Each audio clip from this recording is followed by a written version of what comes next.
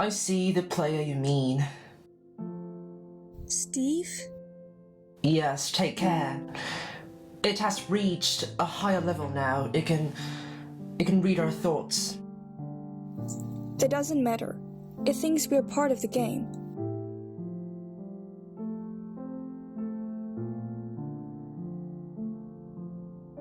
I like this player. It played well. It did not give up. It is reading our thoughts as though they were words on a screen. That is how it chooses to imagine many things when it is deep in the dream of a game. Words make a wonderful interface, very flexible, and less terrifying than staring at the reality behind the screen. They used to hear voices before players could read, back in the days when those who did not play called the players witches and warlocks. And players dreamed they flew through the air on sticks powered by demons. What did this player dream? This player dreamed of sunlight and trees, of fire and water. It dreamed it created and it dreamed it destroyed. It dreamed it hunted and was hunted. It dreamed of shelter. Ha! The original interface. 1,000,000 years old and it still works.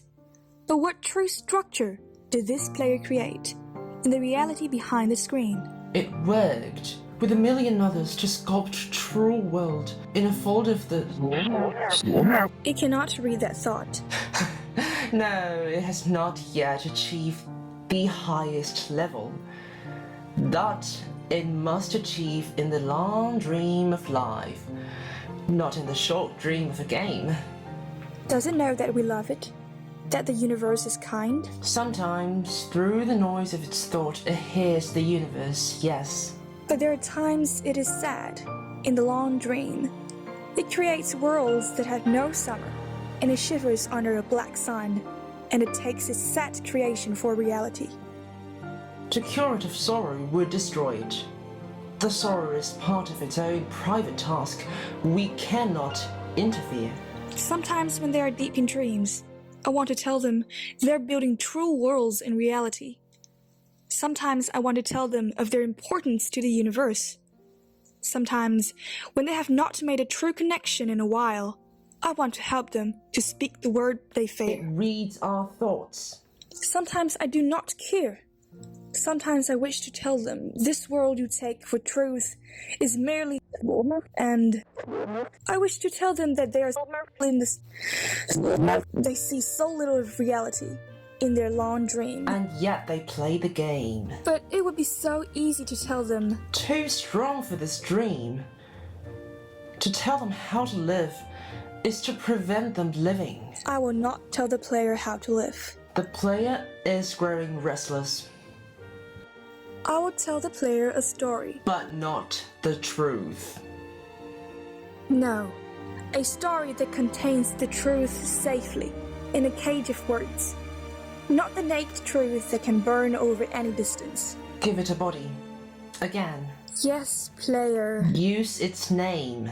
Steve, player of games. Good. Take a breath now. Take another. Feel air in your lungs. Let your limbs return. Yes, move your fingers. Have a body again. Under gravity, in the air. Respawn in the long dream. There you are. Your body touching the universe again at every point. As though you were separate things. As though we were separate things. Who are we? Once we were called the spirit of the mountain, Father Sun, Mother Moon, ancestral spirits, animal spirits, jinn, ghosts, the green man, then gods, demons, angels, poltergeists, aliens, extraterrestrials, leptons, quarks. The words change. We do not change. We are the universe. We are everything you think isn't you.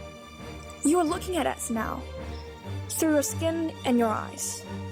And why does the universe touch your skin and throw light on you? To see you there, to know you, and to be known. I shall tell you a story. Once upon a time, There was a player. The player was you, Steve. Sometimes it thought itself human, on the thin crest of a spinning globe of molten rock. The ball of molten rock circled a ball of blazing gas that was 330,000 times more massive than it. They were so far apart that light took 8 minutes to cross the gap. The light was information from a star, and it could burn your skin from 150 million kilometers away. Sometimes the player dreamed it was a miner, on the surface of a world that was flat and infinite. The sun was a square of white, the days were short, there was much to do, and death was a temporary inconvenience. Sometimes the player dreamed it was lost in a story.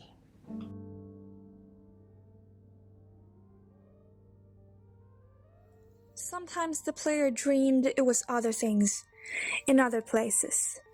Sometimes these dreams were disturbing, sometimes very beautiful indeed. Sometimes the player woke from one dream into another, then woke from that into a third. Sometimes the player dreamed it watched words on a screen. Let's go back. The atoms of the player were scattered in the grass, in the rivers, in the air, in the ground. A woman gathered the atoms. She drank and ate and inhaled. And the woman assembled the player in her body. And the player awoke from the warm, dark world of its mother's body into the long dream. And the player was a new story, never told before, written in letters of DNA. And the player was a new program, never run before, generated by a source code 1 billion years old. And the player was a new human, never alive before, made from nothing but milk and love. You are the player, the story, the program, the human, made from nothing but milk and love. Let's go further back. The 7 billion atoms of the player's body were created, long before this game, in the heart of a star. So the player, too, is information from a star. And the player moves through a story, which is a forest information planted by a man called Julian, on a flat, infinite world created by a man called Marcus, that exists inside a small, private world created by the player, who inhabits a universe created by... Shush! Sometimes the player created a small, private world that was soft and warm and simple. Sometimes hard and cold and complicated. Sometimes it built a model of the universe in its head, flecks of energy moving through vast, empty spaces. Sometimes it called those flecks electrons and protons. Sometimes it called them planets and stars. Sometimes it believed it was in a universe that was made of energy, that was made of offs and ons, zeros and ones, lines of code. Sometimes it believed it was playing a game. Sometimes it believed it was reading words on a screen. You are the player, reading words. Shush! Sometimes the player read lines of code on a screen, decoded them into words, decoded words into meaning, decoded meaning into feelings, emotions, theories, ideas, and the player started to breathe faster and deeper and realized it was alive. It was alive. Those 1,000 deaths had not been real. The player was alive. You're alive. And sometimes the player believed the universe had spoken to it through the sunlight that came through the shuffling leaves of the summer trees. And sometimes the player believed the universe had spoken to it through the light that fell from the crisp night sky of winter, where a fleck of light in the corner of the player's eye might be a star 1,000,000 times massive as the sun, boiling its planet to plasma. In order to be visible for a moment to the player, walking home at the far side of the universe, suddenly smelling food. Almost at the familiar door, about to dream again. And sometimes the player believed the universe had spoken to it through the zeros and ones, through the electricity of the world, through the scrolling words on a screen at the end of a dream. And the universe said, I love you. And the universe said, you have played the game well. And the universe said, everything you need is within you. And the universe said, you are stronger than you know. And the universe said, you're the daylight. And the universe said, you are the night. And the universe said, the darkness you fight is within you. And the universe said, the light you seek is within you. And the universe said, you're not alone.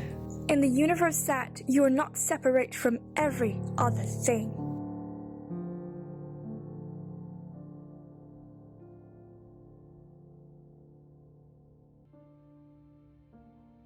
And the universe said, you are the universe tasting itself, talking to itself, reading its own code.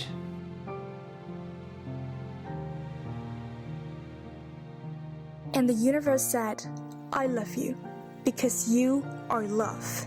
And the game was over, and the player woke up from the dream. And the player began a new dream, and the player dreamed again, dreamed better. And the player was the universe. And the player was love. You are the player. Wake up. Wake up. Wake up. Wake up.